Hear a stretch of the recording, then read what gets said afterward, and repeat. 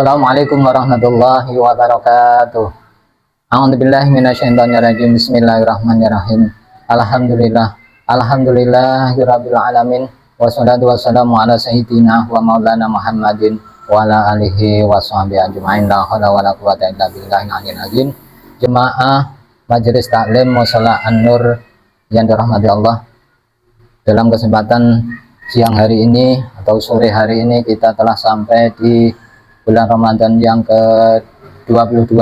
Mudah-mudahan puasa kita pada siang hari ini senantiasa diterima oleh Allah Subhanahu wa Ta'ala. Melanjutkan kajian menjelang berbuka puasa, yaitu sabda Rasulullah SAW atau wasiat Rasulullah kepada Sayyidina Ali, yaitu isna'il ma'ruf walau ma'suflah. Qala Aliyun wa ma'suflatu ya Rasulullah. Qala alladhi idawu izalam yata'iz wa idza zujira lam yatajir wa la yubali bima qala wa makilalahu. Wasiat Rasulullah kepada Sayyidina Ali yaitu isna'il ma'ruf, berbuat baiklah kamu dimanapun anda berada, kapanpun, terus dengan siapapun. Walau ma'asuflah, walaupun di situ yang kamu hadapi atau yang kamu kasih kebaikan, yaitu orang-orang as-suflah. Lalu Sayyidina Ali bertanya kepada Rasulullah, wa ma'asuflah itu ya Rasulullah, siapa orang-orang yang suflah itu? Lalu Rasulullah menjawab, qala alladzi wa idza lam yatahid wa idza jujira lam yang zajir wala yubali bima qala wa makilalahu. As-suflah yaitu orang yang jika dinasihati tidak mau menerimanya, jika dihalau atau dicegah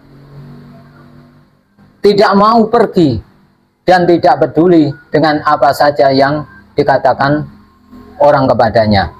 Jadi no reckon atau no comment. Jadi dibilangin tidak mau memperhatikan, disuruh pergi nggak mau pergi, dikasih tahu atau dinasihati nggak mau mendengarkan. Walaupun yang kita hadapi orang yang semacam itu, kita harus tetap selalu komitmen berbuat baik, karena sifat kita sebagai umat manusia hanya bisa berusaha. Terus yang menentukan atau yang ngasih hidayah adalah Allah Subhanahu wa Ta'ala. Seperti Rasulullah ketika mendakwai pamannya sendiri, Abu Lahab, Abu Jahal, itu mereka pamannya, tapi Rasulullah meskipun Nabi itu sifatnya hanya bisa berusaha. Yang menentukan atau yang ngasih hidayah tetap aja hak prioritas atau haknya Allah Subhanahu wa Ta'ala. Untuk itu jangan bosan-bosan, jangan berhenti-henti kita dalam berbuat kebaikan atau menyampaikan amal ma'ruf nahi mungkar. Jadi kalau Rasulullah aja yang sifatnya Nabi itu aja belum bisa ngasih hidayah, apalagi kita orang yang awam. Jadi sifatnya kita hanya berusaha, yang menentukan adalah Allah Subhanahu wa Ta'ala. Itu nasihat atau wasiat Rasulullah kepada Sayyidina Ali. Jadi kita dimanapun, kapanpun harus selalu berbuat baik dan memberi kebaikan. Walaupun yang kita kasih tahu, yang kita kasih kebaikan adalah orang yang tidak peduli, orang yang tidak mau memperhatikan kepada kita. Yang selanjutnya yaitu sedekah secara rahasia. Wasiat Rasulullah kepada Sayyidina Ali, ya Ali, sedekatu sirri tudfi'u ghadabur rabbi. Bahwa sedekah dengan rahasia itu bisa meredam murkanya Allah Subhanahu wa Ta'ala. Wa tajlibul barokah, dan bisa menarik keberkahan. Warizqul kasir, dan bisa menarik rezeki itu semakin banyak. Wa barki bis shadaqati fa innal bala yang zilu qablal bukuri wa turatu al qada fil hawai. Maka sedekah secara rahasia atau secara siri itu dapat meredam murkanya Allah dan dapat menarik keberkahan dan rezeki yang banyak, dan cepat-cepatlah mengeluarkan sedekah di pagi hari. Makanya terkadang ada orang sedekah habis sholat subuh atau pagi-pagi betul itu mengeluarkan sedekah. Sebab bencana itu turun sebelum pagi. Dan kodok itu bisa dikembalikan di udara, atau kodok dan kodarnya Allah itu bisa dihalau atau bisa menggugurkan kodok kodarnya Allah juga, atau bisa mengurangilah, setidaknya mengurangi atau menghambat kodoknya Allah Subhanahu wa Ta'ala. Jadi sedekah siri itu banyak sekali manfaatnya. Di antara ada hadis lain mengatakan bahwa al-yadul ula afdalu min yadi sufla, bahwa tangan di atas itu lebih baik daripada tangan di bawah, atau memberi isyarat bahwa orang yang ngasih sedekah itu lebih baik daripada orang yang menerima. Tapi dengan sedekah siri itu istilah kita ada yang mengatakan tangan kanan ngasih, tangan kiri tidak melihatnya, atau jangan sampai melihatnya, alias kita sedekah tidak dipamerkan atau tidak diperlihatkan kepada orang lain. Itu bisa meredam murkanya Allah Subhanahu wa Ta'ala dan bisa menarik barokah dan rezeki yang banyak. Untuk itu bergegas atau bersedekahlah di pagi hari, terutama pagi hari itu masih banyak orang yang membutuhkan sedekah. Fainal bala yang zilu qoblal bukur, bahwa biasanya bala atau bilahi, bencana itu datangnya biasanya itu pagi. Makanya kayak dulu tahun 2006 kalau nggak salah itu terjadi tsunami di Aceh, itu kan pagi. Sekitar jam 6 dan 7 orang masih banyak terlelap, tiba-tiba muncul bencana. Kalau nggak gitu terkadang ada gempa bumi itu pagi hari. Untuk itu kalau kita sedekah dengan siri, mungkin Allah bisa menundanya atau menghilangkan bala tersebut. Itu diantara rahasia atau barokahnya sedekah dengan secara siri. Terus dilanjutkan dengan wasiat Rasulullah, ya Ali idza tasaddaqta fatasaddaq bi ahsani ma indaka wa inna shadaqata luqmatan minal halal ahabu ila Allah mimmi ati misqali min haramin.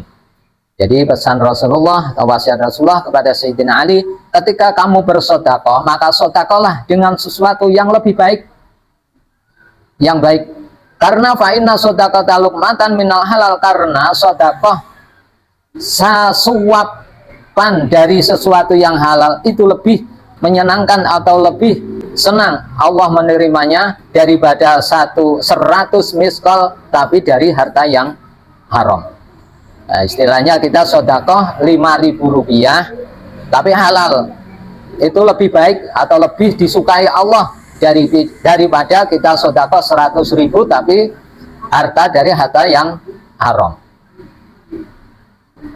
Makanya sedekah halal itu sangat kemungkinan sekali sangat diterima sekali oleh Allah. Akan tetapi kalau sedekah yang menggunakan harta yang haram, meskipun banyak digunakan perbuatan yang baik, tetap aja itu haram. Ibarat orang yang mencuci baju itu menggunakan air kencing, jadi tetap aja nggak bisa suci kalau sedekahnya dari hasil harta yang haram. Untuk itu yang kita sedekahkan itu harus yang terbaik menurut kita. Maksudnya yang terbaik yaitu yang halal. Halal sedikit itu lebih menyenangkan bagi Allah daripada banyak tapi dari hasil yang haram. Kalau bisa ya banyak yang halal dan ikhlas. Wa shadaqatun tuqaddimuha qabla mautaka. Dan sedekah, dan kita harus mendahulukan sedekah sebelum kita meninggal, iku afdalun, lebih baik daripada mi'ati misqalin, sedekah setelah kita meninggal dunia. Jadi ketika masih hidup itu kita harus sering berbagi, sering sedekah. Nanti kalau kita sudah wafat, sudah meninggal, harta kita banyak, disedekahkan, itu masih lebih baik ketika kita masih hidup. Ya tasaddaquna biha ba'da mautika, yaitu lebih baik daripada kita sedekah sudah meninggal dunia. Karena Allah berfirman, yauma yanzurul mar'u ma qaddamat yadah, pada hari seseorang diperlihatkan amalnya dan telah dijalaninya. Jadi Allah itu akan memperlihatkan bahwa dia sendiri yang melakukan, mengasihkan sedekah tersebut, dan nanti juga dia akan melalui dengan tangannya sendiri.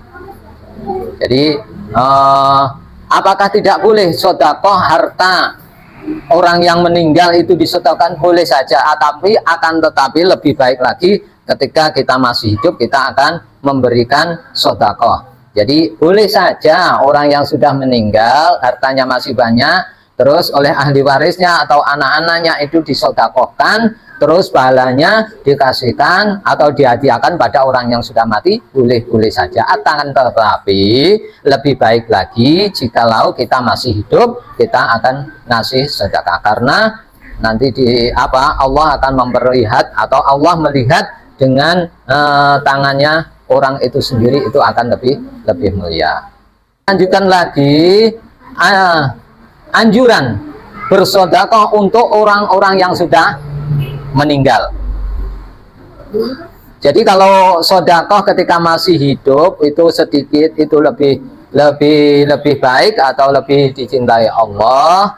Akan tetapi jikalau orang tersebut itu sudah meninggal atau sudah mati, itu juga boleh.